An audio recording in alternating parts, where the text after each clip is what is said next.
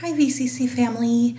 This is Charyse here. I wanted to share something that God highlighted for me when I was at the women's retreat in October. I was having a real hard time just feeling like I knew I needed to remove a block with the Lord that I was having, but I couldn't quite figure out what it was. And we were singing the song So Will I, and one of the lyrics really stood out to me where it says 100 billion failures disappear. And at that point I was feeling like a failure in a lot of areas of my life, in work, at home, in my personal life, in my walk with God. I was just feeling like I was just letting everything fail all at once, and the more that I tried to catch up, the more I would fail, and just feeling like a big disappointment to myself, to God, to everybody around me.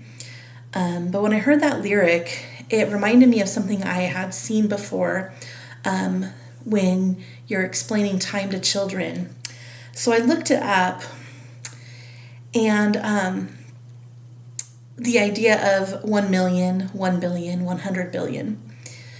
And so if I'm feeling like such a failure that there's no way that I could ever make it up to God or the people around me or myself, I decided to put it in a little perspective for myself and now for you. Now, it's a little dramatic to say that I fail every minute of every day since I was born, but we're going to go with worst case scenario here. If one were to fail every second of their entire life, 1 million failures would add up to 12 days. Well, I'm pretty sure I've used that one up a few times already.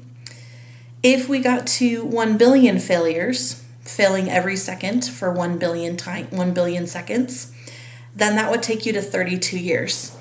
Again, I've surpassed 32 years a few years ago. But if we were to go to 100 billion failures, if we failed every second for 100 billion seconds, that would be 3,171 years.